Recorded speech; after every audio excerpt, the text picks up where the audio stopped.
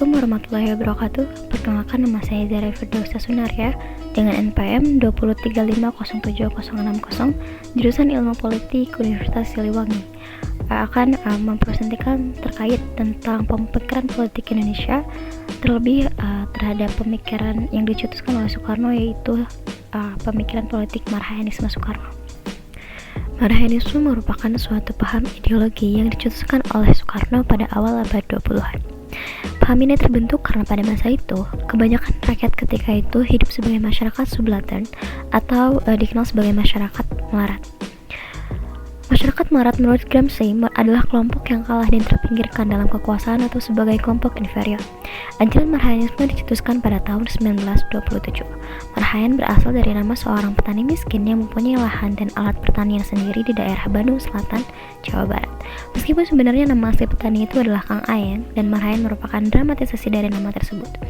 Hal ini dikarenakan menurut Soekarno nama Marhaen akan mudah diterima oleh masyarakat pada saat itu. Sebenarnya, ada dua versi konsep awal mula Marhaenisme ini muncul.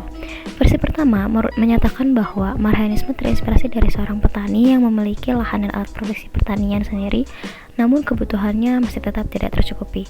Sementara versi kedua menyatakan bahwa Marhaen berasal dari akronim Marx, Hegel, dan Engels. Versi ini juga menyatakan bahwa Marhaenisme berpijak pada teori dialektika yang dikembangkan oleh tiga tokoh tersebut, yaitu paham Marxisme. Menurut Gregorius Aditya dalam jurnalnya Marhaenisme Soekarno, Marxisme ala Indonesia, menyatakan bahwa dalam penggunaannya Marhaenisme dibagi menjadi tiga objek pembahasan, yaitu yang pertama kaum Marhaen, kaum Marhaenis, dan ideologi Marhaenisme itu sendiri. Kaum Marhaen artinya adalah kaum yang tertindas oleh sistem, dan kaum Marhaenis adalah kaum yang memiliki empati, perhatian, dan rasa ingin memperjuangkan untuk membebaskan kaum Marhaen tersebut. Dan ideologi Marhaenisme itu sendiri adalah ideologi pembebasan kaum Marhaen atau ideologi pembebasan terhadap mereka yang tertindas oleh sistem. Marhaenisme adalah ideologi yang dikembangkan oleh Soekarno dari pemikiran Marxisme yang diterapkan sesuai kondisi dan kultur di Indonesia. Bahkan Ruslan Abdul Ghani mengatakan bahwa jika seseorang ingin memahami Marhaenisme secara menyeluruh, maka orang tersebut haruslah memahami Marxisme itu terlebih dahulu. Namun tetap saja, Marhaenisme dan Marxisme tidak dapat disamakan karena secara konsep keduanya berbeda. Memang sama-sama mengusung dan memperjuangkan kaum proletar, namun sasaran Marhaenisme adalah untuk melawan imperialis dan kolonialisme penjajah, sedangkan Marxisme sebagai membagi manusia ke dalam dua kelompok, yaitu kelompok borjuis atau kelompok penguasa dan kaum proletar atau kaum yang bekerja dan merupakan tenaga kerja untuk kaum borjuis. Marhaenisme dapat dikatakan terinspirasi dari Marxisme, yaitu pada proses dialektika atau yang lebih akrab dikenal sebagai materialisme dialektika historis atau MDH. Tidak semua esensi yang ada di dalam ideologi Marxisme dipakai dalam ideologi Marhaenisme, karena Marxisme dirasa tidak cocok dengan kehidupan bangsa Indonesia pada abad 20 seperti konsep kaum proletar dan kaum borjuis yang dikedepankan oleh Marxisme, karena hal itu tidak sesuai dengan kehidupan masyarakat Indonesia pada masa itu.